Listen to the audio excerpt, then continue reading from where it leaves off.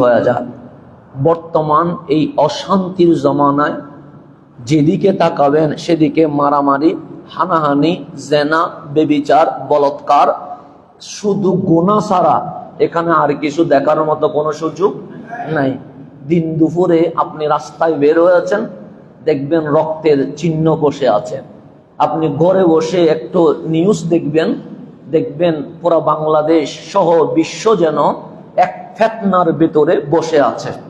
আপনি যদি গভীরভাবে ভাবেন, এই বাংলাদেশ সহ সমগ্র বিশ্বে আপনি সেটা গুগল হোক বা ইন্টারন্যাশনাল লেভেল হোক, তিনটা শব্দ আগে দিয়ে চার্জ করতে হয়, WWW আছে না নেই? আছে। এরপর ডট দিয়ে বাকিটা লিখতে হয়। এই 3W এটা আজকের নয়, রসুল পাক যে জামানায় আসছে ওই জামানার নাম জাহেলিয়ত ছিল, জুলুমাত ছিল, অন্ধকার ছিল। ওই জামানারও সূত্র ছিল 3W। আজকে 1500 বছর পরে এসেও আপনি দেখছেন যখন ইন্টারন্যাশনালি কোথাও ঢুকবেন সেখানেও 3W রয়ে গেছে। এক W মানে যুদ্ধ, যুদ্ধকে ইংরেজিতে কি বলে? ফায়ার বলে। আরেক W মানে মহিলা, ওমেন বলে। আরেক W মানে মদ, যেটাকে আমরা ওয়াইন বলি। তাহলে 3W সেই সময় ছিল। মানুষ যুদ্ধে মারামারি করত, মদের ভেতরে রাত যাপন করত, জেনা মহিলার ফিতনার ভেতরে আবদ্ধ ছিল। এই তিনটা যেখানে এক ছিল, এটার নাম জাহেলিয়ত ছিল।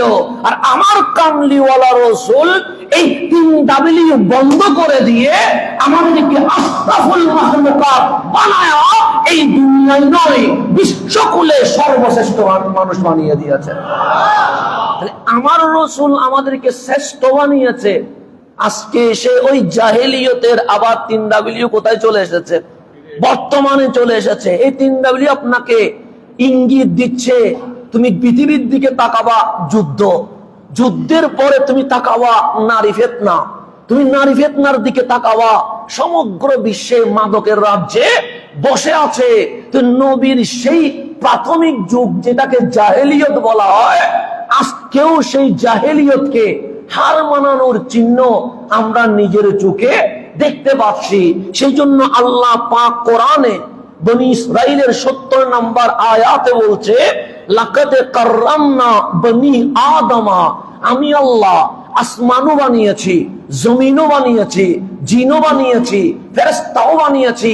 অসংখ্য মাখলুকাতের মধ্যে লাকাদ কাররামনা বনি আদম, আমি আল্লাহ একমাত্র আদম সন্তানকে সম্মানিত করেছি, মর্যাদা দিয়ে দিয়েছি।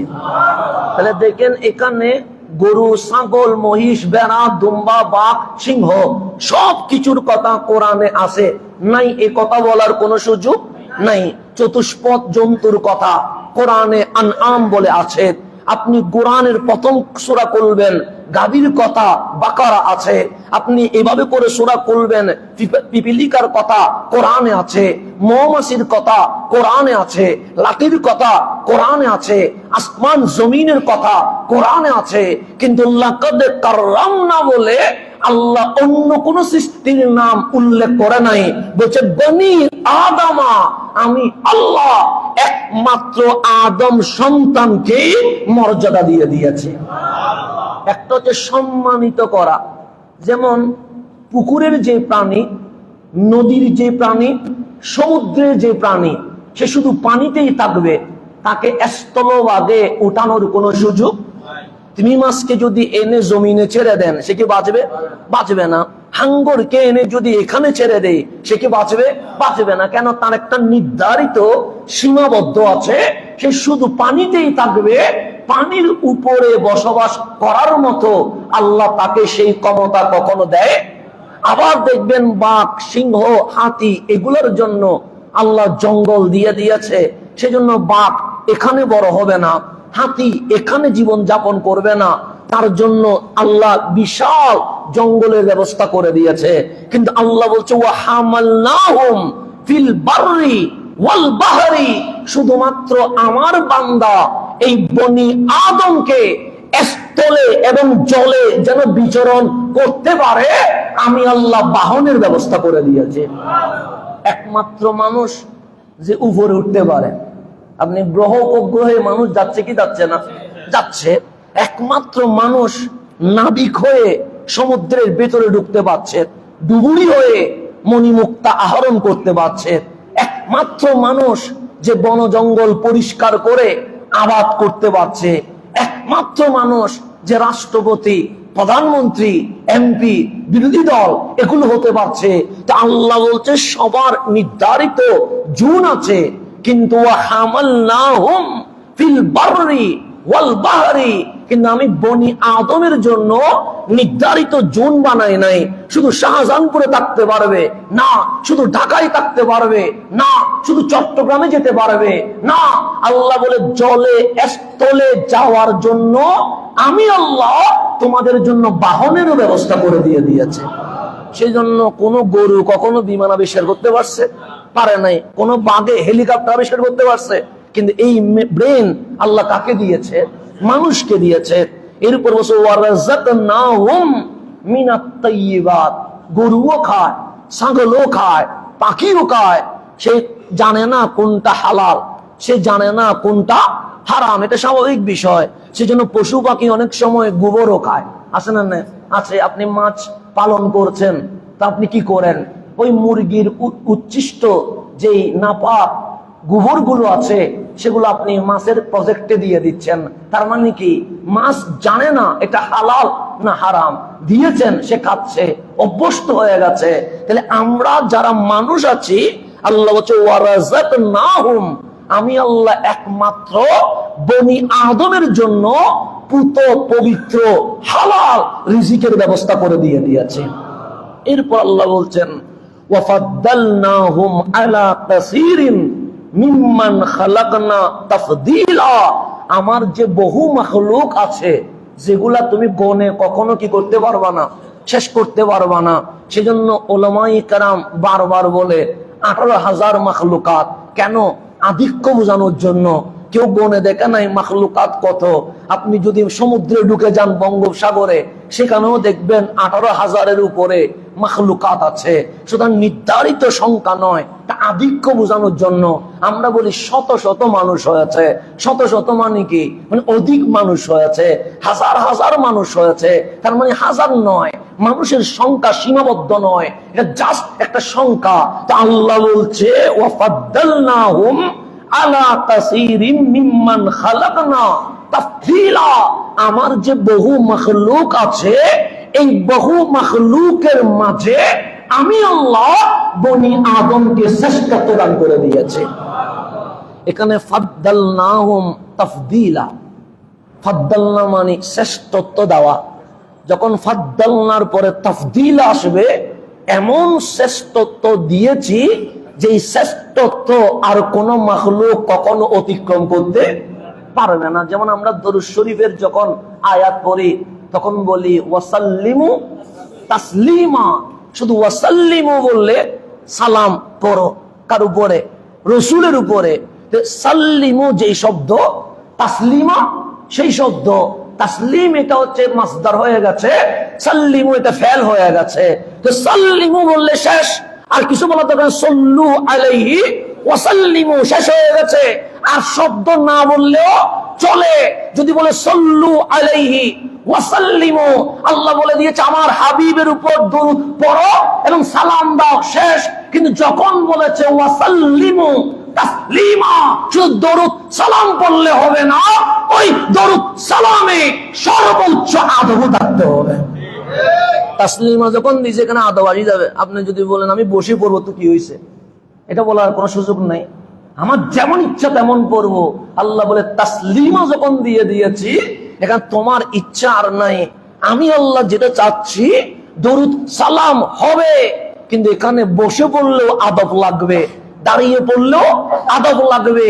আদব ছাড়া দরুদ পড়ার কোনো সুযোগ নেই। সেই জন্য ইমামে আজম সৈয়দুনা আবু হানিফা রাদিয়াল্লাহু তাআলা আন রাহমাতুল্লাহি আলাইহি, ওনার যে মাযহাব আমরা অনুসরণ করছি, উনি আমাদেরকে বিধান দিচ্ছে 4 রাকাত বিশিষ্ট নামাজে 2 রাকাতের মধ্যে তাহিয়ার পরে উঠে যেতে হয়। কেউ যদি দুরূদ শরীফ পড়ে ফেলে, আল্লাহুম্মা সাল্লি ওয়া সাল্লিম আলা সাইয়্যিদিনা মুহাম্মাদিন ওয়া আলা আলে মুহাম্মাদিন কামা সাল্লাইতা যদি বলে ফেলে, কি করবে? বলছে চতুর্থ রাকাতে গিয়ে সিজদা কি করতে হবে? দিতে হবে। এটা দিয়েছেন কে? ইমাম আযম সাইয়্যিদুনা ইমাম আযম আবু হানিফা রাদিয়াল্লাহু তাআলা। তো ইমাম শাফি বলছে, ইমাম আযম এটা কি ফতোয়া দিচ্ছে?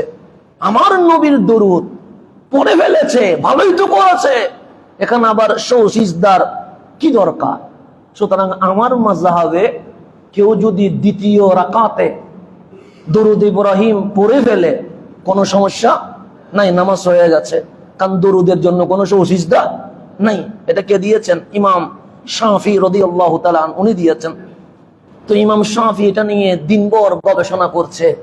ইমামে আযম একজন আশিকে রাসূল, উনি নবী প্রেমের দেওয়ানা, যিনি নিজেকে বলছে লাউলা সানাতান লাহালাকান নুমান, আমি যদি হযরতে ইমাম বাকের এবং ইমাম জাফর সাদেকের 2 বছর গোলামি করতে না পারতাম, আমি নোমান কখনো ইমামে আযম হইতে পারতাম না। আহলে বাইত নবী প্রেমে নবীর বংশের গোলামিকে আপন করে নিয়েছেন। ওনার নাম ইমামে আযম সৈয়দনা আবু হানিফা। তো উনি কেমনে দরুদ শরীফ পড়লে সিজদা দিতে হবে, কেমনে ফতোয়া দিলেন? হঠাৎ রাত্রে ঘুমালেন, সামনে দেখলেন রাহমাতুল লিল আলামিন বসে আছে, আমার নবী বসে আছে। ইমাম শাফি এক কোনায়, ইমামে আযম সোজা বসে আছে। আমার কামলিওয়ালা ইমামে আযমের দিকে তাকিয়ে মিটি মিটি হাসতেছেন। ইমাম শাফি বললেন, নবীর পক্ষে ফতোয়া দিলাম আমি, আর রাসূল হাসতেছে কার দিকে? ইমাম আবু হানিফার দিকে। ইমাম শাফি বললেন, ইয়া রাসূলুল্লাহ, আপনি ওনার দিকে তাকায়া মিটি মিটি হাসতেছেন, আর আমি ইমাম শাফি কি করছি জানেন? আমার নবী কি করছো? আমি বলছি 4 রাকাত বিশিষ্ট নামাজে দ্বিতীয় রাকাতে কেউ যদি ভুলে দরুদ ইব্রাহিম পড়ে ফেলে সমস্যা নাই, নামাজ হয়ে গেছে। আর ইমামে আযম কি করছে জানেন? সে কি করছে?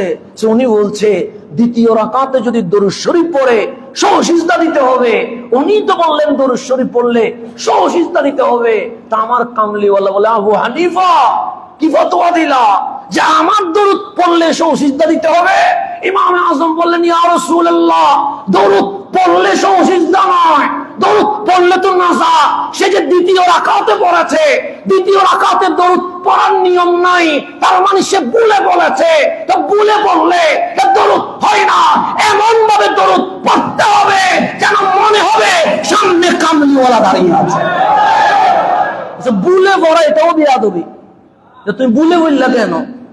তোমার চোখের সামনে রাসূল হাজির করতে পারো নাই কেন? তোমাকে কে বলেছে দ্বিতীয় রাকাতে দরুদ পড়া? তার মানে তোমার খেয়াল ছিল না। তুমি যখন দরুদ পড়বা তোমার খেয়াল থাকবে সবচেয়ে গম্ভীরের দিকে। তোমার খেয়াল লড়ে গেছে কেন? ইমামে আযম বলেন, নবী গো, দরুদ পড়ার কারণে সিজদার শাস্তি আসে নাই, বেখিয়ালে পড়েছে, হৃদয়ের মধ্যে আদব ছিল না বলে সিজদার শাস্তি এসেছে। আমি দরুদের বিপক্ষে নয়, আমি আবু হানিফা কামলিওয়ালার নবীর বিয়াদবদের বিপক্ষে দাঁড়িয়ে গেছে।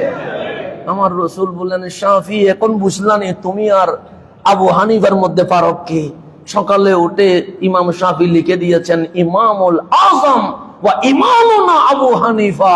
জীবনে কখনো যদি উপরে উঠতে চাও, ইমামে আযমের উপরে ওঠা ট্রাই করিও না। কেন?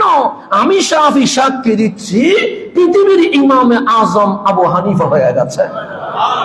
আদবের রাসূল, সেজন্য ওয়াসাল্লিমু তাসলিমা। এই তাসলিমা বলার কারণে এখন দরুদ এটা আপনি আর খেলনা বানাইতে পারবেন না, এটা মজা বানাইতে পারবেন না। এটা পড়ার সময় আপনার চোখের সামনে এটাই মনে করতে হবে, আমার কামলিওয়ালা রাসূল আমার সামনে কি আছে? হাজির আছে। চোখে দেখেন নাই তো আলা হযরতকে জিজ্ঞেস করবেন, সফর মাস এটা আলা হযরতের, ওনাকে জিজ্ঞেস করবেন। এই ইমাম বেরেলির কলন্দর, দরুদ পড়ি মনে মনে ভাবি নবী হাজির, দেখি না কেন? তু জিন্দা হে ওয়াল্লাহ, तू जिंदा है अल्लाह, मेरी चश्मे आलम से चुप जाने वाले। হাবিব খোদার কসম আপনি জিন্দা, দেখি না চোখেটা তো আমার বানাইতে পারি নাই নবী দেখার। তা আমার নবী বলে, তুমি দেখো নাই তো কি হয়েছে? উরিদাত আলাইয়া আমালুকুম, তুমি যে দরুদ পড়তেছো এটা আমি নবী নিজের চোখে দেখতেছি। নয় তুমি না দেখলে সমস্যা নাই তো, কারণ তোমার চোখ তো বানাইতে পারো নাই। কারণ চোখ বানাবো কেমনে? যেই চোখ অশ্লীল ভিডিও দেখে, যেই চোখ গুনাহ করে, যেই চোখ ওদিকে সেদিকে ফিরে, তো এটা দিয়ে তো নবী দেখা যায় না। নবী দেখার জন্য তো চোখ ওইটা বানাইতেই হবে। তো বানাইতে যখন পারি নাই, আল্লাহ হযরত বলে এতটুকুই বলে দাও তু জিন্দা হে আল্লাহ, হাবিব আপনি জিন্দা, আমি দেখি নাই দোষ আমার, তো আমার নবী তুমি না দেখলে সমস্যা নাই। অরিদাত আলাইয়া আমালুকুম, আমি নবী নিজের চোখে তোমাকে দেখতে পাচ্ছি।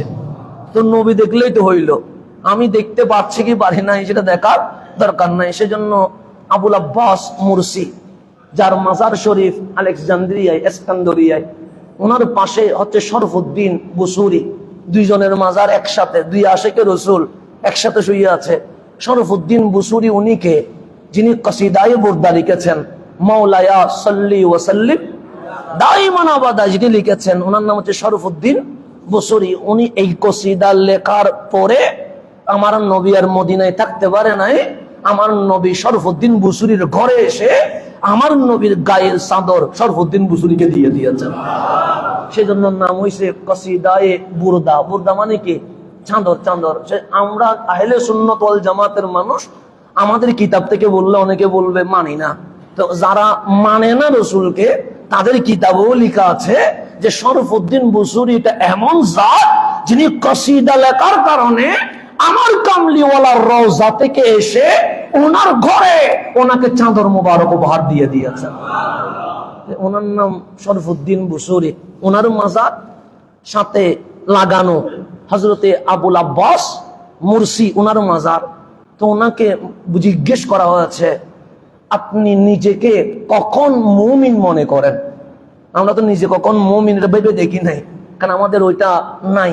আমরা দুনিয়ার এমন প্রেমে বিভোর হয়ে গেছি, আমরা ইমান আছে কি আসে নাই কখনো থার্মোমিটার দিয়ে মেপে দেখা হয় নাই।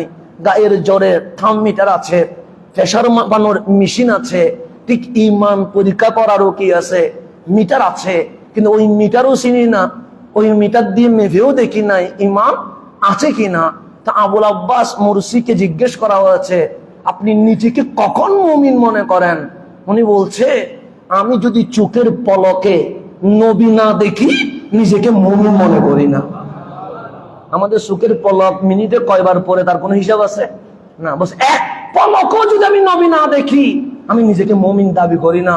আর তুমি মুমিন হয়েছো আর নবী দেখতে পাও না, তুমি ইমানদার হয়েছো আর তোমার চোখ রাসূল দেখবে না, এটা কিসের ইমানদার?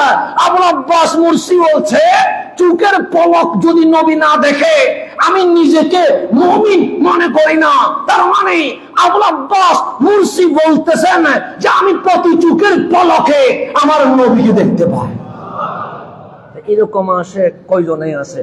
সেজন্য আল্লাহ বলছে ওয়াসাল্লিমু তাসলিমা। দরুদ পড়ার সময় তোমার ধ্যান, তোমার মনোযোগ, তোমার সমস্ত কিছু সবচেয়ে গম্ভীরের দিকে ফিরিয়ে দাও, তার উপর দরুদ পড়ো। এই দরুদ তোমার নাজাতের ওসিলা হবে, এই দরুদ তোমাকে হাসর তাক জান্নাতে নিয়ে যাবে। সেই জন্য আমি যখন ভাবি আমার শাইন শাহে সিরকুট যখন এই জমিনে এসেছে, ওনার মিশন শুধু দরুদ দরুদ। আমি বললাম আর কিছু ভাই নাই, শুধু দরুদ নিয়ে আসে কেন, শুধু দরুদ নিয়ে আসে কেন? আর তো অনেক মিশন রয়ে গেছে। তখন আমি যখন এটা নিয়ে ভাবি, তখন দেখি এই দরুদ এটা এমন আমল, যেই আমল জীবনে কখনো বন্ধ হবে না। কেন? নামাজ একদিন বন্ধ হয়ে যাবে। আপনি বলবেন হুজুর কি বলেন এগুলা? হ্যাঁ, আল্লাহ বলছেন ইজা জুলজিলাতিল আরদু জিলজালাহা, জমিন যেদিন তত্তর করে কাঁপবে, আল কারিয়াতু মাল কারিয়া, এই জমিন আসমান যখন ভেঙে বিকট আওয়াজ করবে, আমরা যখন সবাই কুল্লু শাইইন ফানা ধ্বংস হয়ে যাব, পৃথিবীতে কোনো মাখলুক নাই যে নামাজ পড়বে, যে জিকির করবে, যে রোজা রাখবে, যে তেলাওয়াত করবে। এমন একটা সময় আসবে যেই সময়ে আল্লাহর ইবাদত থাকবে না। এটা বাস্তবতা। কিয়ামত যখন হবে তখন কি আল্লাহর ইবাদত থাকবে? সেজন্য যতক্ষণ পর্যন্ত এই জমিনে আল্লাহ জিকির করার মতো একজন বান্দা থাকবে ততক্ষণ কিয়ামত হবে না। এটা হাদিস সহিহ যে একজনও যদি তাকে যে মাওলার কি করতেছে, জিকির করছে, আল্লাহ বলে আমি কিয়ামত দিব না। কেন? তোর যখন আল্লাহ বলছে, রহমান বলছে, আমি আল্লাহ কিয়ামত দিতে পারি না। যখন ঠোঁট বন্ধ হয়ে যাবে, শুধু মুশরিক থাকবে, ইহুদি থাকবে, হিন্দু থাকবে, বৌদ্ধ থাকবে, নাস্তিক থাকবে, মাওলার জিকির করার মতো কেউ থাকবে না, তখন তো মালিক কি করবে? কিয়ামত দিবে। তার মানে একটা সময় আসবে মালিকের জিকির থাকবে না। তো সেই সময় আল্লাহ জানা নাই আছে। তা আল্লাহ বলছে আমি যখন আছি, ইন্নাল্লাহা ওয়া মালাইকাতাহু ইউসাল্লুনা আলান নবী, তুমি নাই আমার ইবাদত নাই, আসমান নাই আমার জিকির নাই, সমুদ্র নাই আমার তসবিহ নাই, মাছ নাই আমার প্রশংসা নাই। কিন্তু আমি যখন আছি, তাহলে বুঝে রেখো হাবিবের দরুদ শরীফ চলমান রয়ে গেছে। তাহলে আল্লাহ যখন আছে ইউসাল্লুনা আলান নবী, আল্লাহ কি পড়তেছেন? দরুদ পড়তেছেন কার উপরে? হাবিবের উপরে। তা আল্লাহ বলতেছেন নামাজ কিছুক্ষণের জন্য বন্ধ হয়েছে, মেনে নিয়েছি। জিকির বন্ধ হয়েছে, মেনে নিয়েছি। কিন্তু হাবিবের দরুদ 1 সেকেন্ডের জন্য বন্ধ হবে, আমি আল্লাহ কখনো মানতে পারি না। সেজন্য আল্লাহ হচ্ছে ওয়াসাল্লিমু তাসলিমা। সেজন্য আমরা বসেও দরুদ পড়ি, দাঁড়াইও কি পড়ি? দরুদ পড়ি। কেন? আদব যেখানে যেখানে আছে আমরা সেখানে সেখানে দরুদ শরীফ ইউজ করব। এই কারণে, কারণ দরুদের মধ্যে আদব লাগবে, আদব ছাড়া কোনো কাজ হবে না। আমরা তো এটাও ভাবি ফতোয়া যা ইচ্ছা তা দিয়ে দাও। আমার ইমাম বলতেছেন আমার কবরটা একটু উঁচু করে দিও। কেন? আমি নবী দেখলে বসে থাকতে পারবো না, আমি দাঁড়িয়ে কবরের ভেতরে হাবিবকে দেখে দেখে দরুদ সালাম করতে থাকবো। তোমার ইচ্ছা হলে তুমি ফতোয়া দিয়ে দাও, সমস্যা নাই। এই ফতোয়া গুলো আমরা গলার মালা হিসেবে নিয়ে নিব।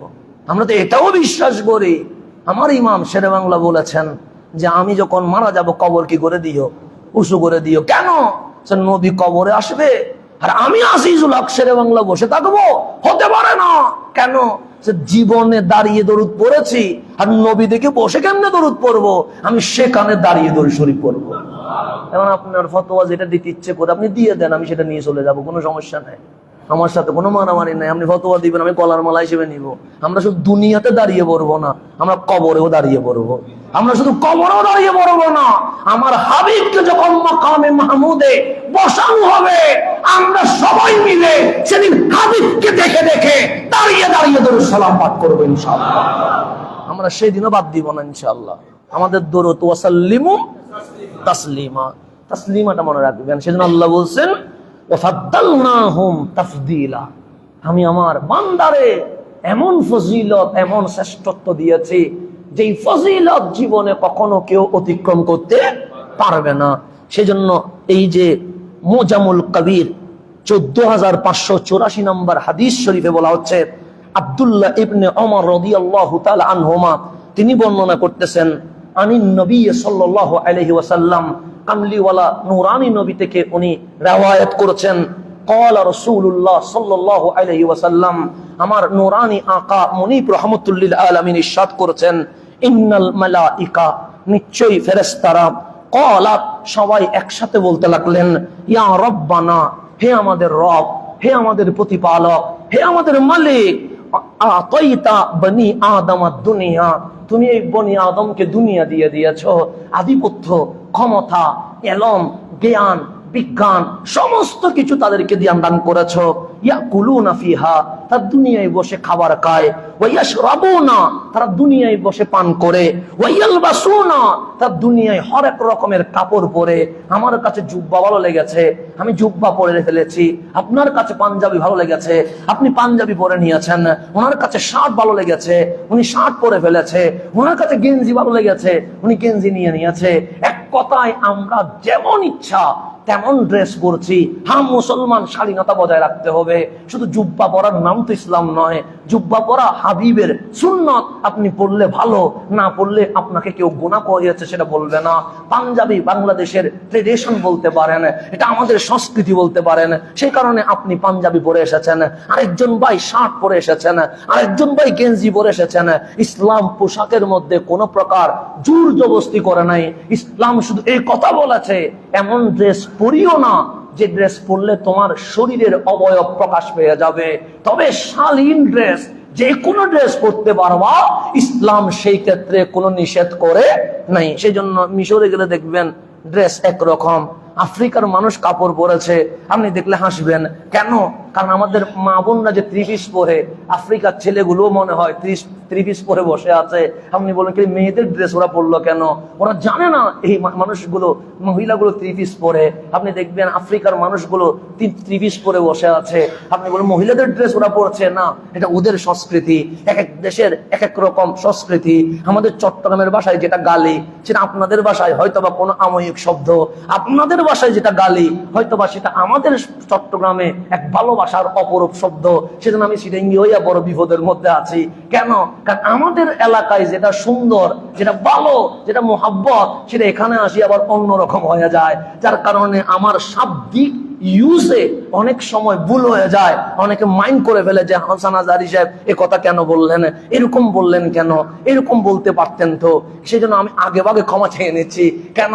কারণ আমার দেশের যেটা বলি সেটা আপনার দেশের কি হইতে পারে, গালি হইতে পারে। সেজন্য দেখবেন সাত ভাইয়ারা যেখানে যাবে চট্টগ্রামে একটা টোন কি থাকবে, অটোমেটিক থাকবে। সেটা ছাত্র হয়ে গেলেও চলে আসবে, ইংরেজি বললেও চলে আসবে, আরবি বললেও চলে আসবে। গতকালকে একজনে ধরা খেয়ে গেছে। কেন? সিটাঙ্গে টোন ছিল বিদায় সে বলতে যাচ্ছে ডাকায়া, কিন্তু এমন ভাবে বললেন ওই চট্টগ্রামের শব্দ কি হয়ে গেছে, এই মানে এই টুনটা চলে এসেছে। তখন পুলিশ ধরে ফেলেছে, না তুই কথা বলছো ঢাকায়া কিন্তু টুন কোথাকার সিটাঙ্গে। তখন ডেবিট কি হয়ে গেছে, ক্রেডিট হয়ে গেছে। এরকম হয়ে যা, কারণ স্বাভাবিক বিষয়। তো টুনটা চলে এসেছে। ও বারবার কত সুন্দর করে চেষ্টা করছে যে আমি ডাকায়া এখানে কি করতে আসছি, জব করতে আসছি, কিন্তু টুনে বলে দিচ্ছে তুই ডাকায়া না, তুই কি সাইগায়া। তাই আমাদের টুনটা এমন ঐতিহ্য, আপনি যদি আরবি ভাষা পুরাটায় হুমিউর শিশির মতো যদি গিলেও ফেলেন, এরপরেও বলতে গেলে কেউ বললো তুই সিটাঙ্গে। ইংরেজি যদি আমেরিকানের মতো শিখেন, এরপরেও মানুষ বলে তুই সিটাঙ্গে।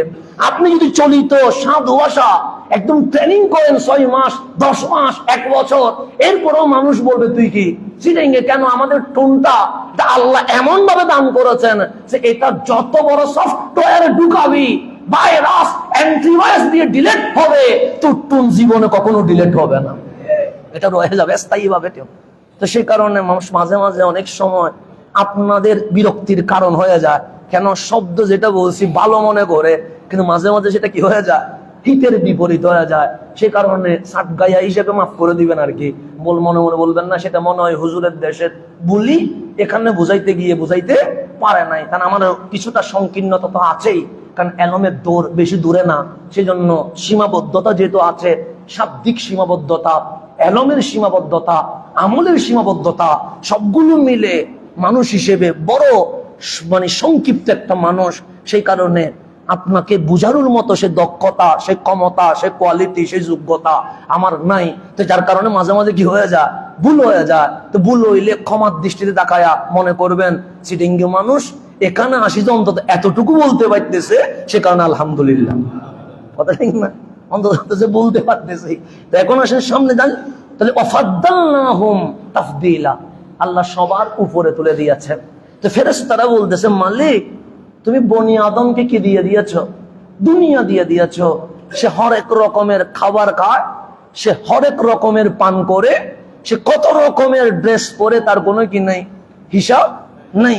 যেমন আমরা হুজুর মানুষ, কখনো জুব্বা পরি, কখনো পাঞ্জাবি পরি, দেশের বাইরে গেলে স্বাভাবিক জেনারেল ড্রেস পরি। যেরকম যেখানে যেরকম দিলে মানুষ আমাদের কথা শুনবে, আমাকে সেখানে সেরকম কি করতে হবে, বুঝিয়ে দিতে হবে। অত্র মসজিদে আসছি, আমাকে অবশ্যই মাথায় পাগড়ি করতে হবে। কেন? কারণ এটাই আমার মসজিদের নিয়ম। আমাকে দাঁড়িয়ে খুতবা দিতে হবে। কেন? এটাই আমার মসজিদের নিয়ম। এখন বসেও তো খুতবা দেওয়া যায়। তো আমি চাইলে বলতে পারতাম যে ইমাম সাহেব আমার আজকে প্রেশার অনেক কমে গেছে, শরীর কাঁপছে, পিছনের রগ ধরে গেছে, আমার কথা বলতে একটু অসুবিধা হচ্ছে, একটা চেয়ার নিয়ে আসেন, চাইলে বলা যায়। কিন্তু এটা বললে কেন জানি মনে হচ্ছে আমার মসজিদের ঐতিহ্যের উপর কি আসবে, আঘাত আসবে। এই ঐতিহ্যে কখনো আঘাত আনা যাবে না। সে কারণে এখানে দাঁড়িয়ে আমরা কি করি, খুতবা দিই, সেটা ঘন্টা হোক সে 1.5 ঘন্টা হোক। কেন? কারণ আমার মসজিদের যে ঐতিহ্য সেটাই আমাকে বহন করতে হবে। তা আমি জীবনে কখনো পাগড়ি পড়তে পারি না। কেন? ওই ঘামি বিদায়, ঘামলে আমার শরীরে অলরেডি 2-3 বার গোসল হয়ে যায়। কিন্তু আমি মসজিদে কৌশল আজমে যখন আসলাম, 2 জমা আমি পাগড়ি ছাড়া পড়িয়েছি। আমার মুরব্বীরা আমাকে কানে কানে বলেছেন, হুজুর এই মসজিদে একটা ঐতিহ্য আছে, সেটা কি? সে পাগড়ি পরা। তারপরে জুমায় আমি পাগড়ি পরে চলে আসলাম। পুরা গোসল এমনিতে 2 বার করি, সেদিন 4 বার হয়ে গেছে, কিন্তু এরপরেও পাগড়ি ছাড়ি নাই। কেন? ঐতিহ্য বলে। তা আজকে এসে বলতে হয় সেদিন বড় কষ্ট হয়েছে, কিন্তু আজ আল্লাহর দরবারে শুকরিয়া আদায় করি, মাওলা আমার গৌসুল আজম মসজিদ আমাকে হাবিবের সুন্নত দিয়ে দিয়েছে। হাবিবের সুন্নত দিয়েছে আমাকে, যেটা আমি পড়তে পারি না কখনো, কিন্তু আমাকে সেটা পড়ানোর কি করে দিয়েছে? সুযোগ করে দিয়েছে। আমি কাল কবরের মধ্যে আমার রসুল যদি জিজ্ঞেস করে কি এনেছিস, তখন আমি অন্তত বলতে পারবো, ইয়া রাসূলুল্লাহ আমি বেশি ঘেনে যেতাম বলে কখনো পাগড়ি পড়তে পারি নাই, কিন্তু গৌসুল আজম মসজিদের খেতাবত আমাকে মাঝে মাঝে জুমার দিন পাগড়ি পরার মতো একটা সুযোগ দিয়েছিল। আমি আপনার মতো করে সাজতে চেষ্টা করেছিলাম, আমার নাজাতের ওসিলা হবে। তো আমি যেখানে ছিলাম সেখানে চলে যায়। ফেরেশতারা বলছেন, মালিক তাদেরকে তো সব দিয়ে দিয়েছ। নাহনু নুসাব্বিহু বিহামদিকা, আমরা 24 ঘন্টার প্রত্যেক সেকেন্ড তোমার তাসবিহ করি, তোমার প্রশংসা আদায় করি, তোমার ইবাদতে মগ্ন থাকি। লা নাকুলু, আমরা খাই না, ওয়ালা নাশরাব, আমরা পান করি না, ওয়ালা নালহু, আমরা আমাদের মন মতো করে চলি না। আমাদেরকে মুয়াজ্জিন ডাক দে, আস-সালাতু খায়রুম মিনান নাওম, আমরা মসজিদে আসি নাই, আমাদেরকে বারবার ডাকে হাইয়া আলাস সালাহ, মসজিদে এসো, আমি আসতে পারি নাই। আমার মন মতো করে আমি যখন মনে চেয়েছে মসজিদে এসেছি, যখন মন চায় নাই আমি মসজিদে আসি নাই। কিন্তু ফেরেশতারা বলছে ওয়ালা নালহু, মালিক আমরা তো আমাদের মন মতো চলি নাই। খাইতে গেলে কিছু সময় চলে যাইতো, পান করতে গেলে কিছু সময় চলে যাইতো, ঘুমাইতে গেলে কিছু সময় চলে যাইতো, জব করতে গেলে কিছু সময় চলে যাইতো। কিন্তু আমাদের জবও করতে হয় না, খাইতেও হয় না, ঘুমাইতে হয় না, সংসার করতে হয় না। আমরা 24 ঘন্টা তোমার ইবাদত পালন করি। কামা জাআলতা লাহুমুদ দুনিয়া ফাআজআলনাল আখিরা, তাদেরকে দুনিয়া দিয়ে দিয়েছো, আমাদের কোনো আপত্তি নাই। মাওলা আমরা একটা জিনিস চাই। আল্লাহ বলে কি চাও? বলে ফাজআলনাল আখিরা, আখিরাতটা আমাদেরকে দিয়ে দাও। কে বলতেছে? ফেরেশতা বলতেছে। আপনি নামাজ পড়লেন, আল্লাহর কাছে বিনিময় খুঁজেন, খুঁজি তো না? খুঁজি না? আমার চাকরি নাই, আমি চাকরি খুঁজি। কি পড়ে? নামাজ পড়ে তো খুঁজি। কেউ তার জানা করে বলবে না মালিক আমার চাকরি দাও। তাহলে আমি নামাজ পড়ি, কিন্তু আমি বিনিময় খুঁজি। আমি রোজা রাখি, আমি বিনিময় খুঁজি। আমি উমরা করি, আমি বিনিময় খুঁজি। আমি হজ করি, আমি বিনিময় খুঁজি। কার কাছে? আল্লাহর কাছে। দোষের না, দোষের না। কারণ আল্লাহর কাছে না চাইলে চাইবো কার কাছে? অবশ্যই চাইবো, কারণ আমার না চাই আল্লাহ বলছে ইয়াকা না'বুদু ওয়া ইয়াকা নাস্তাঈন, আমার কাছে না চাইলে কে চাইবে? সেজন্য আপনি এই জুমার দিন আমার কাছে একবার চাইলেন, আমি কিছু হাদিয়া দিলাম। দ্বিতীয়বার চাইলেন, আগের বারের চেয়ে হাদিয়া কমে যাবে। তৃতীয়বার চাইলেন, আরো কমে যাবে। চতুর্থবার চাইলেন, আমি বলবো বারবার ডিস্টার্ব করো কেন? তোমার কাছে কি শুকরিয়া নাই? আমি এই কথা বলবো। কিন্তু আমার আল্লাহ বলছে, বান্দা যত বেশি চাইবি আমি বিরক্ত হব না, আমি বেশি খুশি হয়ে যাব। তা মানুষের কাছে চাইলে বিরক্ত হয়, মালিকের কাছে চাইলে মালিক খুশি হয়। তো এখন ফেরেশতারা বলছে তাদেরকে দুনিয়া দিয়ে দিয়েছো, কোনো আপত্তি নাই, কিন্তু আমাদেরকে আখিরাতটা দিয়ে দাও না। কারণ আমরা তো তাসবিহ পড়ি, আমরা তো তোমার জিকির করি, আমরা তো তোমার ইবাদত করি। মালিক কখনো খায়া দেখি নাই খাবার খাইলে কেমন লাগে, কখনো পানি পান করে দেখি নাই পান করলে কেমন লাগে, কখনো ঘুমাইয়া দেখি নাই ঘুমাইলে কেমন শান্তি লাগে, কখনো সংসার করে দেখি নাই সংসার করলে কেমন লাগে, কখনো মাদক জুয়ার আসরে বসে দেখি নাই কেমন লাগে। সবটাই তোমার জন্য কাটিয়ে দিয়েছি, আমাদেরকে আখিরাতটা দিয়ে দাও। আল্লাহ বলেন লা আজআলু সালিহা যুররিয়াতিন মান খালাকতু বিয়াদি কামান কুলতু লাহু কুন ফাকানা। ফেরেশতা কেমনে বললা তোমাদেরকে আখিরাত দিব? কখনো দিতে পারবো না। তখন ফেরেশতা বলছে কেন? আল্লাহ বলে যাদেরকে আমি আমার কুদরতি হাত দিয়া বানায়া শ্রেষ্ঠত্ব দিয়ে দিয়েছি, তাদের সামনে আমি যাদেরকে কুল বলার কারণে হয়ে গেছে, তাদেরকে কখনো শ্রেষ্ঠত্ব দিতে পারবো না। সুতরাং ফেরেশতা শোনো, দুনিয়াও বনি আদমকে দিয়ে দিয়েছি, আখিরাতও আমি আল্লাহ বনি আদমকে দিয়ে দিয়েছি। দেখেন আল্লাহ নিজেই বলতেছেন, আমার বান্দা তুই দুনিয়াও নিয়ে নে। আবার বলতেছে ফেরেশতা চাচ্ছে মালিক দুনিয়া তাদেরকে দিছো, কোনো সমস্যা নাই, আপত্তি করব না, অবজেকশন করব না। আমরা তো আখিরাত পাওয়ার হকদার। আল্লাহ বলে না, তোমাদেরকে আমি কোন বলেছি, তোমরা হয়ে গেছো। আর আমার বান্দার আমি কোন বলি নাই, আমার বান্দার আমি মায়ের পেটে এনে হুয়াল্লাযী ইউসাফিরুকুম ফিল আরহামি কাইফা ইয়াশা, আমার কুদরতি হাত দিয়ে 9-10 মাস সময় লাগায়া সাজিয়েছে। যাদেরকে আমার কুদরতি হাত দিয়ে সাজিয়ে দিয়েছে, তাদের উপরে আমি কাউকে শ্রেষ্ঠত্ব দিব কখনো হতে পারে না। তাদেরকে দুনিয়াও যেমন দিয়ে দিয়েছি, ঠিক শুনে রেখো, দুনিয়ায় যারা আমার কথা মতো, আমার হাবিবের সুন্নাহ মতো চলেছে, আমি আল্লাহ ওয়াদা করছি আমি আখিরাতটাও তাদেরকে হাদিয়া দিয়ে দিব। তাহলে আপনি সব পাওয়ার পরে আপনি নিজের ভিতরে আর অপূর্ণতা কি আছে? কিন্তু আজ দুঃখজনক হচ্ছে, সারা বাংলাদেশের যেদিকে তাকাবেন জুলম আর জুলম, অত্যাচার আর অত্যাচার। মানুষ নামের মানুষগুলো যেন হায়ানা হয়ে গেছে, মানুষ যেন পশুর চেয়ে আরো খারাপ হয়ে গেছে। তো আল্লাহ কোরআনের মধ্যে আপনি হিসাব করে দেখেন, নামাজের কথা কয়বার বলেছে? বলবেন 82 বার বলেছে। যদি যাকাতের কথা কয়বার বলেছে? বলবে কম বেশি 52 বার বলেছে। এরকম করে আল্লাহ বলেছে, কিন্তু কোথাও দেখাইতে পারবেন না আল্লাহ নামাজের কথা 100 বার বলেছে। কোথাও দেখাইতে পারবেন না রোজার কথা আল্লাহ 100 বার বলেছে।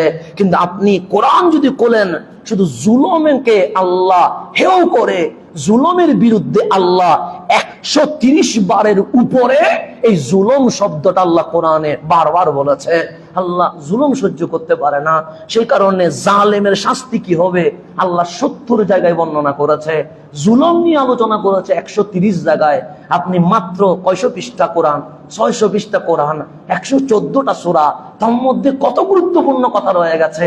আল্লাহ চাইলে জুলুমের কথা একবার বললে হয়, জালেমের শাস্তির কথা একবার বললে হয়, কিন্তু না, আল্লাহ জুলুমের কথা 130 বারের উপর বলেছে। জালেমকে আল্লাহকে শাস্তি দিবে, আল্লাহ সেটা 70 বারের উপর বলেছে। সেই আজকে আপনি যদি সোনার বাংলাদেশে দেখান, শহীদ ফারুকের গর্দান যারা নিয়ে গেছে, তাদের চেয়ে বড় জালেম এই জমিনে আর কেউ হতে পারে না। যারা রইসুদ্দিনকে শহীদ করেছে, তাদের চেয়ে বড় জালেম এই জমিনে আর কেউ হতে পারে না। সেই কারণে আপনি যখন দেখবেন এই জুলুম আর জালেম নিয়ে আমার আল্লাহ কোরআনের মধ্যে কিভাবে কথা বলেছেন, কোরআনের মধ্যে সূরার মধ্যে আল্লাহ বলছেন ওয়াতারা যালিমিন, হাবিব আপনি জালেমকে দেখবেন। জুলুম মানে কি? কাউকে আঘাত করা, কিভাবে? অর্থনৈতিক ভাবে, শারীরিক ভাবে, মানসিক ভাবে, অন্য কোনো উপায়ে আঘাত করা, এটার নাম জুলুম। কাউকে দিন দুপুরে মাফ করে মেরে ফেলা, এটার নাম জুলুম।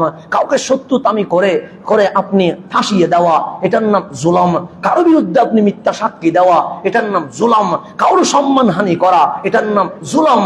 কারো অর্থ হনন করা, এটার নাম জুলুম। কারো পরিবারের উপর আঘাত করা, এটার নাম জুলুম।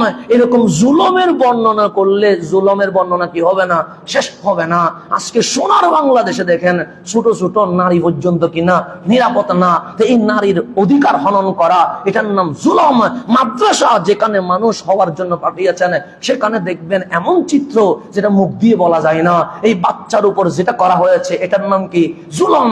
এই জুলুম যদি কথা বলতে হয়, শুধু জুলুম নাম নিলে আমাদের এরকম জুমা 10টা শেষ হয়ে যাবে, কিন্তু জুলুমের বর্ণনা কি হবে না? শেষ হবে না। তো আল্লাহ বলছে ওয়াতারা যালিমিন, হাবিব আপনি জালেমদেরকে দেখবেন, লাম্মা রাউল আযাব, যখন তারা নিজের সুখে শাস্তি দেখতে পাবে। কারা? জালেমরা। ইয়াকুলুনা, তা চিৎকার করে বলবে, হাল ইলা মুরাদ্দি মিন সাবিল, আমাদেরকে কি ফিরে যাওয়ার কোন পথ আছে? দুনিয়ায় আবার যাওয়ার কোন উপায় আছে? কেন? আমরা যদি ফিরে যেতে পারি, তওবা করব, ভালো হয়ে যাব, আবার আল্লাহর সামনে আসব, কিন্তু এই সুযোগ কি আর আছে? নাই। তারা চিৎকার করে বলবে, হাল ইলা মুরাদ্দিন মিন সাবিল, আমাদের ফিরে যাওয়ার কি কোনো রাস্তা আছে? আল্লাহ বলেন ওয়াতারাহুম, হাবিব আপনি তাদেরকে দেখবেন, ইউরাদুন আলাইহা, যখন তাদেরকে জাহান্নামের কাছে উপস্থাপিত করা হবে, জাহান্নামে যখন টেনে নেওয়া হবে, হাসিনা মিনাজ-জুল, তারা লজ্জায় অপমানে অবনত থাকবে, ইয়ানজুরুনা মিন তারফিন খাফি, গোপন নয়নে তারা তাকাবে। তারা এইভাবে করে তাকাইতে পারবে না, দুই চোখ দিয়ে তাকাইতে পারবে না, এমন অবনত হয়ে যাবে, এমন লজ্জায় মস্তিষ্ক নিচের দিকে নেমে যাবে, এবং চোখ একটাকে ছোট ছোট করে তাকাবে, যেন মনে হবে তাদের চেয়ে বড় অপরাধী হাসরের ময়দানে আর কেউ হতে পারে না। তাহলে জুলুম করলে জালেমের এই অবস্থা হবে। সুতরাং আজকে আমাদেরকে সোনার বাংলাদেশের এই দৃশ্যগুলো দেখে শিক্ষা নিতে হবে। জুলুম করা যাবে না, কখনো জালেম হওয়া যাবে না। সেজন্য আল্লাহ কখনো জালেমের পক্ষে থাকে না। কারবালার জমিনে চলে যান, জালেমের নাম ইয়াজিদ, মজলুমের নাম ইমাম হুসাইন। আল্লাহ ইয়াজিদের পক্ষে কখনোই ছিল না, আল্লাহ মজলুম হুসাইনের পক্ষে ছিল। বিদায় আজ ঘরে ঘরে মানুষের নাম হুসাইন হয়ে গেছে। কোন ঘরে ইয়াজিদ আছে? নাই। কেন? আল্লাহ বলে আমি জালেমের পক্ষে না, আমি মজলুমের পক্ষে। সেজন্য ঘরে ঘরে হাসান হয়ে গেছে। কেন? আল্লাহ মজলুমের পক্ষে, আল্লাহ কখনো জালেমের পক্ষে নয়। আল্লাহ আরো বলছেন ওয়ালাউ আন্না লিকুল্লি নাফসিন যালামাত মা ফিল আরদ লাফতাদাত বিহি, যদি একজন জালেমকে পুরা পৃথিবীর সমপরিমাণ সম্পদ দেওয়া হয়, কাল হাসরের ময়দানে সে মুক্তি পাওয়ার জন্য সমস্ত সম্পদ ফিদিয়া করতে, দান করতে রাজি হয়ে যাবে, কিন্তু সেই সুযোগ তাকে কখনো দেওয়া হবে না। আল্লাহ আরো বলছেন ওয়াজ-যালিমিনা আ'আদ্দা লাহুম আযাবান আলীমা, আমি জালেমের জন্য যন্ত্রণায়ক শাস্তি, স্থায়ী শাস্তির ব্যবস্থা করে দিয়েছি। আল্লাহ আরো বলছেন ইন্নাল্লাহা লা ইয়াহদি আল কওমাজ-যালিমিন, আমি আল্লাহ জালেম সম্প্রদায়কে কখনো হেদায়েত দেই না। সেজন্য সূরা শুনে না ধর্মের কাহিনী আছে না? নাই আছে। আমি রমজান মাসে তাকওয়া নিয়ে মাহফিল করছিলাম, আমার কথাটা মনে পড়লে খুব হাসি আসে। আমি রমজানে মাহফিল করতেছি কি নিয়ে? তাকওয়া নিয়ে। আমি মাহফিলটা শেষ করে উপরে উঠে গেছি, সভাপতি সাহেব আমাকে গিয়ে বলতেছেন হুজুর, জুমা যখন চলছে তখন অ্যাসিড তার চুরি করে নিয়ে গেছে। তো চুরি করতেছে কোন সময়ে? জুমার সময়ে। কিতা আমাদের অ্যাসিড তার চুরি করে নিয়ে যাচ্ছে। আমি বললাম আমি তো মাহফিল করলাম তাকওয়া নিয়ে, তাকওয়া মানে খোদাবিতি নিয়ে, আর চুরি কি করে ফেলতেছে? এই সুযোগে আমাদের তার চুরি করে নিয়ে যাচ্ছে। তাহলে রমজানে যে সময় হেদায়েত বেশি হওয়ার কথা, এ কথা যখন আমার মনে পড়ে খুব হাসি পায় যে আমি তাকওয়ার মাহফিল করছিলাম, আর সেই সময় আমার মসজিদের পিছন থেকে কি চুরি হচ্ছে? তার চুরি হচ্ছে। তাহলে আপনি দেখেন, এই সেজন্য সুরে শোনেন না ধর্মের কাহিনী। এজন্য আজকে দেখবেন জুমার নামাজ পড়াইলাম, যে জুতা চুরি করতে আসছে তারা আমি জীবনভর জুতা চুরির ক্ষতি সম্পর্কে মাহফিল করলে সে কি চুরি ছাড়বে না? এ বলবে হুজুর আমি তো তোর মাহফিল শুনতে আসি নাই, আমি কাজ করতে আসছি কি জুতা চুরি। আমরা যখন সুবহান রাব্বিয়াল আলা বলছি, সে বলতেছে এফএক্স এর জুতা খুব ভালো, কথা ঠিক না?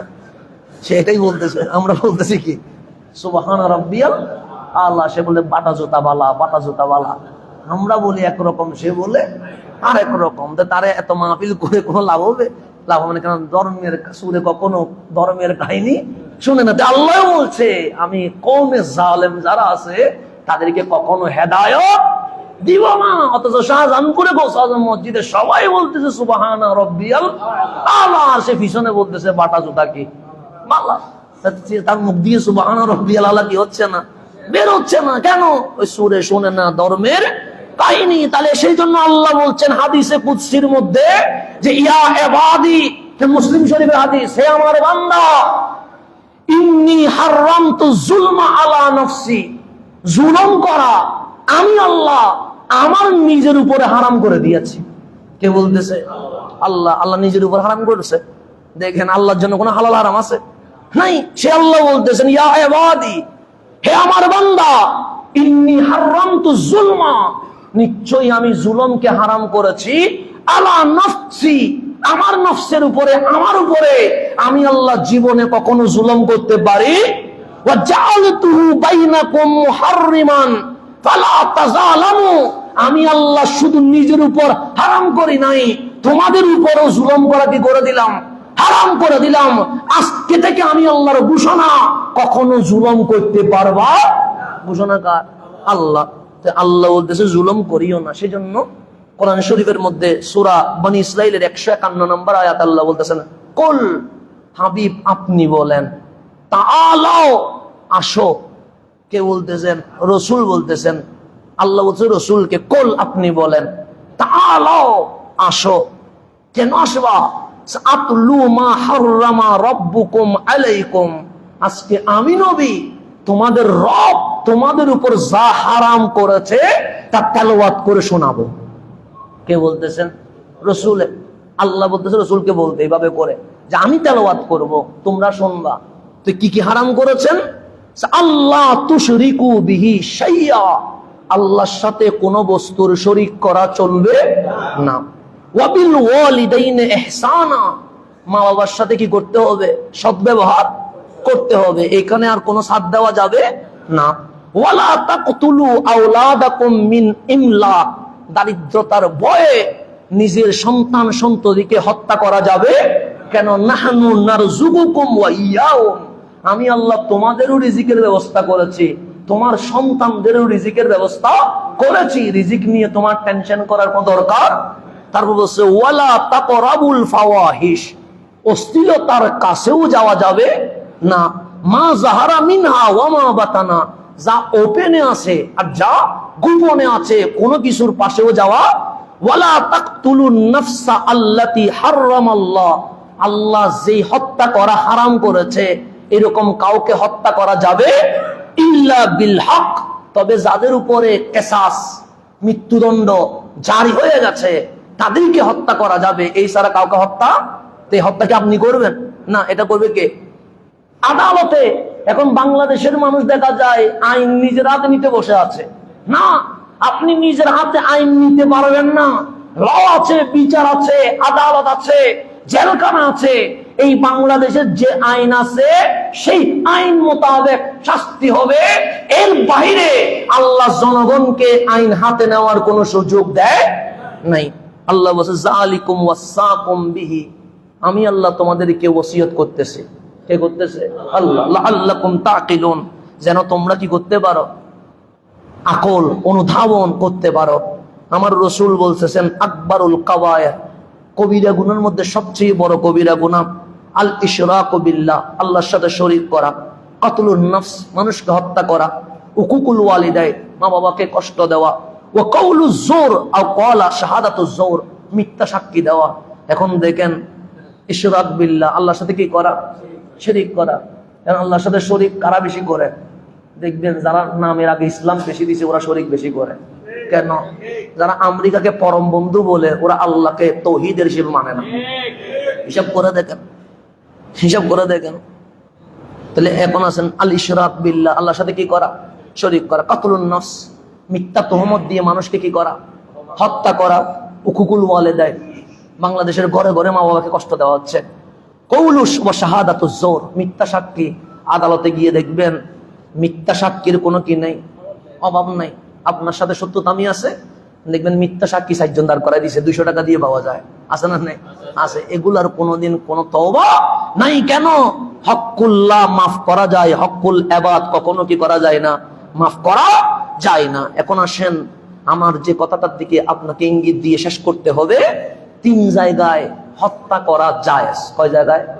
3 জায়গায়। ইসলামিক ল থাকলে আবার আপনি যাই পলাশি ভিতরিয়ান না। 3 জায়গায় হত্যা করা কি আছে? জায়েজ। 1 নাম্বার হচ্ছে যে 3 জায়গায় হত্যা করা জায়েজ আছে তার মধ্যে 1 নম্বরে যেটা আসছে সেটা হচ্ছে লা ইয়াহিল্লু দামু আমরি মুসলিমিন ইয়াশহাদু আল্লা ইলাহা ইল্লাল্লাহ ওয়া আন্নী রাসূলুল্লাহ। আমার নবী বললেন যে লা ইলাহা ইল্লাল্লাহ মুহাম্মাদুর রাসূলুল্লাহ সাল্লাল্লাহু আলাইহি ওয়াসাল্লাম কালিমা পড়েছে, তাকে কখনো হত্যা করা হালাল হবে না। তবে বিইহদা সালাস, তবে 3টা জায়গায় হত্যা করা কি আছে? জায়েজ আছে। 1 নাম্বার আস-সাইবু জানি, বিবাহিত ব্যক্তি যদি জিনা করে তাকে হত্যা করা কি আছে? জায়েজ আছে। বিবাহিত ব্যক্তি যদি জিনা করে তাকে হত্যা করা জায়েজ আছে। এটা উপায় আছে হাদিসে পাকে 3 জায়গায় হত্যা করা জায়েজ। বিবাহিত ব্যক্তি অবিবাহিত মহিলাকে ধর্ষণ করলে, জিনা করলে তাকে পাথর মেরে কি করতে হবে? হত্যা করতে হবে। তা আমরাও বাংলাদেশে যারা ইসলামী নাম দিয়ে এসেছে তাদেরকে বলবো ইসলামী খেলাফত বাংলাদেশে কায়েম করার আগে তোমার ঘরে কায়েম করতে হবে। কারণ তোমার ঘরে বিবাহিত ব্যক্তি ছোট মেয়েকে ধর্ষণ করে, তুমি নিজে ঠিক না হইয়া বাইরে কেমনে ঠিক করবা? তোমারও ঠিক হওয়ার দরকার আছে না? নাই? আছে। তাহলে এখানে রাসূল বলতেছেন আস-সাইবুজ জানি, যারা বিবাহিত তারা যদি অন্য মেয়েকে কি করে? ধর্ষণ করে বা জিনা করে, যেভাবে করুক তাকে পাথর মেরে দিন দুপুরে সবার সামনে কি করতে হবে? হত্যা করতে হবে। তাহলে এখন বাংলাদেশের চিত্রে ইসলাম নাম দিয়ে এরকম আকাম কুকাম হচ্ছে, আমরা চোখে দেখতে পাচ্ছি কি পাচ্ছি না? পাচ্ছি। তো তাদের উচিত আগে নিজের ঘরে ইসলামী খেলাফত কায়েম করা। কথা ঠিক না? তো এ দুই একটা নিজের ঘরে কায়েম করলে না মানুষ বিশ্বাস করবে, কারণ নিজের ঘরে কায়েম না করলে মানুষ বিশ্বাস করবে কেমনে? 2 নম্বর হচ্ছে আন-নাফসু বিন-নাফস, মানুষ হত্যা করলে তাকে মৃত্যুদণ্ড দেওয়া, তাকে কি করে দেওয়া? ফাঁসিতে লটকিয়ে দেওয়া। 3 নম্বর হচ্ছে আত-তারিকু লিদীনিহিল মুফারিক বিল জামা, ইসলামী রাষ্ট্রে কোন মুসলমান যদি ইসলাম ধর্ম কি করে ফেলে? ত্যাগ করে। এই 3 জায়গা ছাড়া অন্য কোন জায়গায় মানুষ হত্যা করার কোনো বিধান নাই। তবে এগুলা ইসলামী শরীয়তের কি হতে হবে? ইসলামী রাষ্ট্র হইতে হবে। তাহলে আজকে বাংলাদেশে অসংখ্য পাপাচার বিদ্যমান আছে না? নাই, আছে। সেই জন্য আপনাকে আমাকে জুলুম থেকে বেঁচে থাকতে হবে। 3 জায়গায় যে হত্যা করা যায় এটার জন্য ল থাকবে, আইন থাকবে, তাদেরকে পুলিশ, র্যাব, আর্মি গ্রেফতার করবে। দেশীয় আইনে তাদেরকে কি করতে হবে? শাস্তির আওতায় আনতে হবে। সেজন্য কাউকে মাফ করে মেরে ফেলা, কাউকে রাস্তার মধ্যে ধরে আটকিয়ে হামলা করা, কারো ঘর বাড়ি জ্বালিয়ে দেওয়া, কারোর উপরে কোনো প্রকার জুলুম করা, ইসলাম কখনো এটা সমর্থন করে না। সেজন্য দেখবেন যারা মানুষ হত্যা করে তারা কখনো শান্তিতে জীবন যাপন করতে পারে না। কেন? আল্লাহ তাদেরকে শান্তি দিবে না। এটাই আল্লাহর নিয়ম, এটাই আল্লাহর সুন্নাত, এটাই আল্লাহর কানুন। এর বাইরে যাওয়ার কোনো সুযোগ নাই। সেজন্য আপনি জেনে না জেনে, বুঝে না বুঝে, কখনো কখনো আবেগের তাড়নায় রাস্তায় দেখছেন 20 জনে মিলে একজনকে মারতেছে, কারণ আমরা এমন আবেগী হয়ে গেছি, আমরাও যাই কি শুরু করে দিই, মাই শুরু করে দিই। তা আপনিও যে হত্যাকারী হয়ে যাচ্ছেন এটাও একটা বোঝার দরকার আছে। সেজন্য কাবিলে হাবিলকে মারছে, এটা প্রথম হত্যা।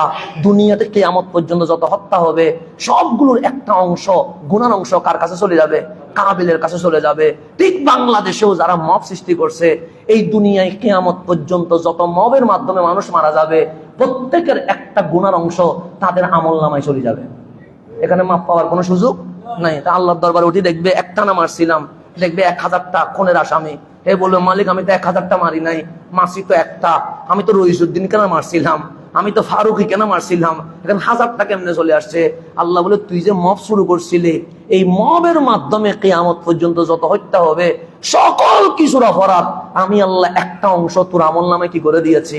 লিখে দিয়েছি। সেজন্য গুনাহ যে শুরু করে কিয়ামত পর্যন্ত ওই গুনাহ যতদিন চলবে ততদিন পর্যন্ত সকল একটা গুনার অংশ তার কাছে চলে যাবে।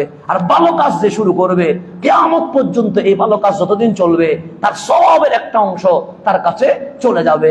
সেই কারণে ভালো কাজ শুরু করতে হবে, খারাপ কাজ কি করতে হবে? বন্ধ করতে হবে। তাহলে আমরা কখনো জুলুম করতে পারি না। সেজন্য আমার নবীর সামনে একজন মানুষ আসতেন, ডাক দিলেন, ইয়া রাসূলুল্লাহ আমি জিনা করতে চাই। আমার নবী বলে, কি বলো, তুমি জিনা করবা? আচ্ছা হ্যাঁ আমি জিনা করব, আমার সব ঠিক আছে কিন্তু আমার চারিত্রিক ভাবে কি নাই, এটা ঠিক নাই, আমি জিনা করার অনুমতি দেন। আমার নবী বলে, এদিকে আসো আমি তোমাকে অনুমতি দিব। তো একটা জিনিস আমাকে বলে যাও, তুমি কি মার সাথে জিনা করতে পারবা? যে কখনো পারবো না। আপন বোনের সাথে পারবা? যে না পারবো না। আপন মামি খালো চাচির সাথে পারবা? যে পারবো না। যে তার সাথে জিনা করতে চাও সে তো কারো মা হতে পারে, সে তো কারো বোনও হতে পারে, সে তো কারো মেয়েও হতে পারে। তুমি যদি নিজের মা, নিজের মেয়ে, নিজের বোনের সাথে জিনা করতে না পারো, তুমি অন্যের মেয়ে, অন্যের বোন, অন্যের মার সাথে জিনা করবা কিভাবে? সে চুপ হয়ে গেছে, আর কোন আওয়াজ নাই। আমার নবী রহমতের হাত তার বুকে লাগিয়ে দিয়েছে, ডাক দিলেন, আল্লাহুম্মা তাহহির কলবা, মাওলা তার কলবকে পবিত্র করে দাও। আমি নবী দোয়া করছি, ওয়াগফির যামবা, তার জীবনের গুনাহ মাফ করে দাও। শুধু হাত টাচ করে এই দুইটা শব্দ করেছে, আল্লাহুম্মা তাহহির কলবা ওয়াগফির যামবা। বের হয়েছে নবীর দরজা থেকে। মহিলা ডাকতেছেন, আসো না গল্প করি। আমি গল্প করব না। আসো না, তুমি না আমাদের সাথে কথা বলো, আসো না একদিকে গিয়ে চায়ের আড্ডা বসায়। আমি বসাবো না। সে কেন? সে কিছুক্ষণ আগে এমন নূরানি হাত বুকে লেগে গেছে, এমন পরিবর্তন চলে এসেছে। আর আমার আর নারী ভালো লাগে না। কেন? আমি তো মুস্তাফার গোলামে পরিণত হয়ে গেছে। আমাদের আজ যুব সমাজকে আবার মদিনামুখী করতে হবে। এই মদিনামুখী করতেই পারা, এটাই আমাদের সফলতা। এই জুলুম বন্ধ হবে না, এই মদ বন্ধ হবে না, এই আগুনে পুরায়া ঘরবাড়ি জ্বালাইয়া দেওয়া বন্ধ হবে না, মানুষের উপর হেয় করা বন্ধ হবে না। কেন? এই আইন বন্ধ করতে পারবে না, একটা জিনিসই বন্ধ করতে পারবে, সেইটা হচ্ছে এই বাংলার ঘরে ঘরে আমার নবীর প্রেম বিলিয়ে দিতে হবে। নবীর প্রেম বিলানো ছাড়া কোনো কিছুই সমাধান একটাই। আপনার সম্পর্ক শাহজাহানপুর থেকে মদিনাই মুনাওয়ারা সবচেয়ে গম্ভীর, এটা ছাড়া আর কোনো কি নাই, উপায় নাই, সেটাই আমাদেরকে করতে হবে। সেই জন্যই আপনাকে কিতাব পড়তে হবে, বই পড়তে হবে।